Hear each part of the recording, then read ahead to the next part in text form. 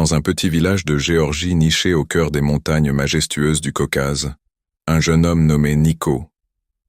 Passionné par la musique depuis son plus jeune âge, il passait ses journées à arpenter les rues pittoresques de Tbilissi, doucement guitare à la main, captivant le cœur des passants avec sa voix envoûtante. Sa musique résonnait comme un écho des âges passés, transportant les gens dans un monde rêvé où les montagnes et les rivières chantaient ensemble. Un jour, alors qu'il jouait près d'une rivière serpentant à travers les montagnes, il entendit une mélodie lointaine, douce et mélancolique, qui semblait danser avec le vent. Décidé à découvrir l'origine de ce son mystérieux, Nico suivit le murmure de la chanson à travers une clairière, jusqu'à atteindre une colline surplombant un village voisin. Là, il découvrit un groupe de musiciens géorgiens, vêtus de leurs costumes traditionnels, jouant des instruments folkloriques, des pandouris et des géorgiens. La musique était à la fois mélancolique et joyeuse, transportant quiconque l'écoutait dans un voyage émotionnel. Inspiré par cette rencontre, Nico rêva de partager cette beauté musicale bien au-delà des frontières de son pays. Alors qu'il s'approchait pour se joindre à eux, une tempête soudaine éclata. Les violentes rafales de vent et la pluie battante forcèrent les musiciens à plier bagages. Dans le chaos, une vieille femme, la grand-mère de l'un des musiciens, glissa et tomba, blessée. Nico n'hésita pas une seconde. Il se précipita pour l'aider. Ensemble, ils trouvèrent refuge dans une petite cabane en bois au bord de la rivière.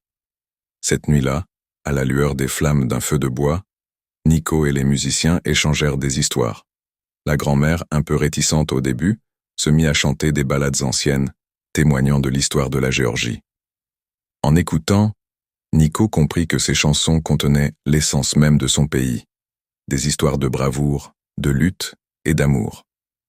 Des années plus tard, cette histoire unique parvint aux oreilles de Gims, le célèbre artiste français connu pour sa fusion de styles musicaux. Lors d'un voyage en Géorgie pour un festival international, Gims entendit parler du talent de Nico, et les histoires fascinantes racontées par les habitants l'envoûtèrent. Il décida donc d'assister à une de ses performances dans le vieux théâtre de Tbilissi, un site emblématique. Le soir du concert, l'atmosphère était électrique. Les lumières dansaient sur le visage du public, et Nico, confiant mais nerveux, se tenait sur scène, prêt à captiver le cœur de la foule. Dès que les premières notes résonnèrent, l'audience fut transportée. Gims, assis au fond de la salle, ne pouvait pas détacher son regard de l'artiste. Ému par la passion et l'énergie qui émanèrent de la scène, il décida d'approcher Nico. Après le concert, ils se rencontrèrent dans une petite taverne où les deux artistes échangèrent des idées sur la musique et leur culture respective. Gims proposa alors de collaborer pour créer un morceau qui célébrerait à la fois la tradition géorgienne et les sonorités contemporaines. Les deux artistes se mirent au travail, mais le processus n'était pas sans défi. Ils parcoururent le pays ensemble, explorant des villages reculés et des paysages à couper le souffle. Un jour, lors d'une promenade dans les montagnes, ils découvrirent une vieille maison abandonnée, recouverte de lierre. Intrigués, ils décidèrent d'explorer l'endroit. À l'intérieur, ils trouvèrent des instruments anciens, recouverts de poussière et des partitions jaunies par le temps. En feuilletant ces vieux documents, ils découvrirent des mélodies oubliées qui parlent d'héroïsme et d'amour perdu. Ces découvertes nourrirent leur inspiration et les poussèrent à écrire des paroles chargées d'émotion. C'est alors qu'une tempête se leva rapidement.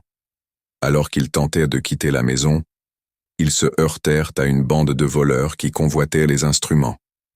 Une échappatoire s'ouvrit à eux lorsque Gims, usant de sa célébrité, mentionna qu'un enregistrement de leur collaboration pourrait rapporter gros. Les voleurs, attirés par l'appât du gain, les laissèrent repartir, prêts à jouer leurs cartes pour une future célébrité.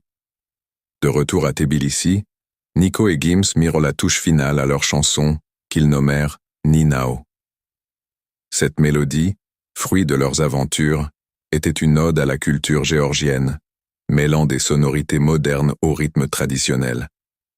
La sortie de la chanson fit sensation et, en peu de temps, Ninao devint un véritable hit, écouté par des millions de personnes à travers le monde. Mais ce n'était pas la fin de leur histoire. Lors de leur tournée de promotion, ils reçurent un appel mystérieux d'une ancienne connaissance de Nico, une femme nommée Ketevan.